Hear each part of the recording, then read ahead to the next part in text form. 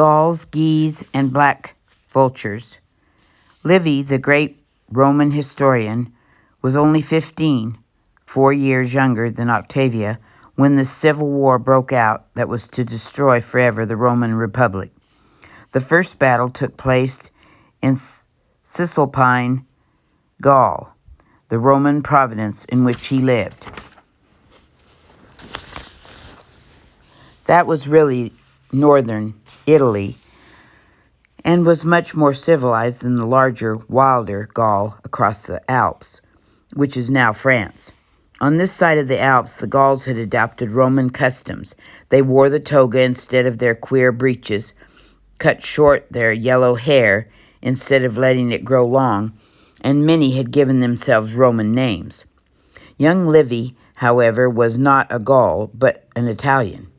For the past 200 years, Italian settlers from southern Italy had been sent up here to the Cisalpine Gaul to form a strong pioneer colony between Rome and the barbarians. Chopping down the tall trees for their fields and vineyards, these pioneers had cut great squares of sunshine into the deep wooded valley of the Po. But young Livy was not of that pioneer or farmer stock. The boy was city-bred. He had been born in a fine house in Paldeu, where his family had lived for many generations. They prided themselves that their city was as old as Rome. Paldeu, like Rome, they said, had also been settled by Greek refugees from burning Troy.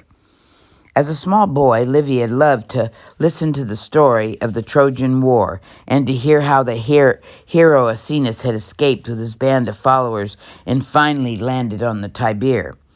That was long before Rome existed, except as a little camp or village, because Aeneas was the early ancestor of Romulus, by whom Rome was founded.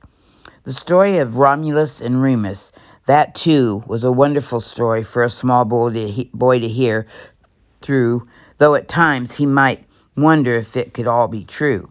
The cruel uncle who had thrown the twin babies into the Tiber seemed really enough, but if the god Mars had truly been their father, why hadn't he protected them? And why didn't the good shepherd who had rescued them have his wife care for the poor little fellows instead of leaving them to a wolf?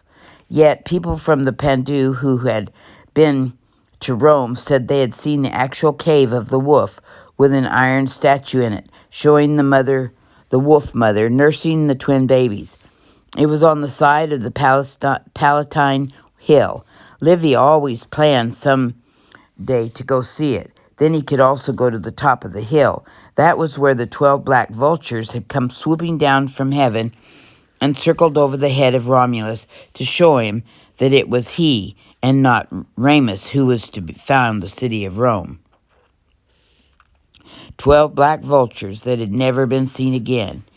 And the Capitoline, that was another hill to visit, with another exciting story. This one was about the Gauls, and how 360 years or so after Rome was founded, a terrible horde of those big, blue-eyed barbarians had come pouring out of the Alps and sweeping down into Italy so fast that they had taken Rome by surprise.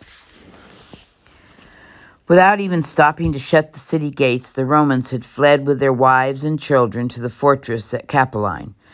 Through the wide-open gates, then, the Gauls had come pouring in, plundering, sacking, and burning the city, and very nearly capturing the capital. In that extremely steep hill, they had discovered a gully or tunnel through which one starlit night they managed to creep up so silently as to wake neither the watchmen nor the dogs. But they could not get by the Geese. Those sacred Geese of Juno, in her nearby temple, woke with such a gabbling and clapping of their wings that the sleeping Romans were on their feet at once. Jumping into action, they assaulted the invaders with javelins and stones, and soon the whole company lost footing and were flung headlong to destruction. Since then, no army of Gauls have ever reached Rome again. Instead, Roman legions have gone over the Alps into the Gauls' own country to overwhelm and conquer them. One of Livy's earliest memories was of the hearing about Julius Caesar, who then, summer after summer, was leading the soldiers against those wild tribes of Gaul across the Alps. Finally, the year had come when the last and greatest leader of the Gauls, brave young Vercingetorix, had been led back to Rome in chains to walk in Caesar's triumph, and all Gaul was under the Roman rule. One winter, soon after he had learned to read, Livy had unrolled a brand new book that Caesar had just written about his war in Gaul. It began with the words, Gallia estis homus divisus in partes tres. Spellbound, he had read through to the very end. Caesar had then seemed to the boy Livy not unlike those brave, bold, early Roman heroes who had built up the city and helped make Rome mistress of the world. But later, when Caesar had so boldly crossed the Rubicon River, when he had marched on Rome and overthrown the government, he seemed no longer a great man, but a traitor to the Republic. Then, for the first time, the boy had realized how good and bad can be blended together in a single man and in the story of a nation. That thought Livy was to put down in an introduction of his great history of the Roman people, which he was to write in future days. That is what makes the study of history so valuable.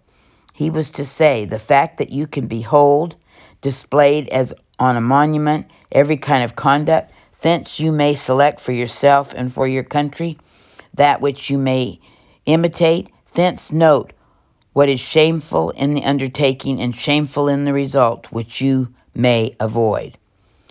Much that was utterly shameful, young Livy was to see in the Civil War that now, in his 16th year, was just beginning.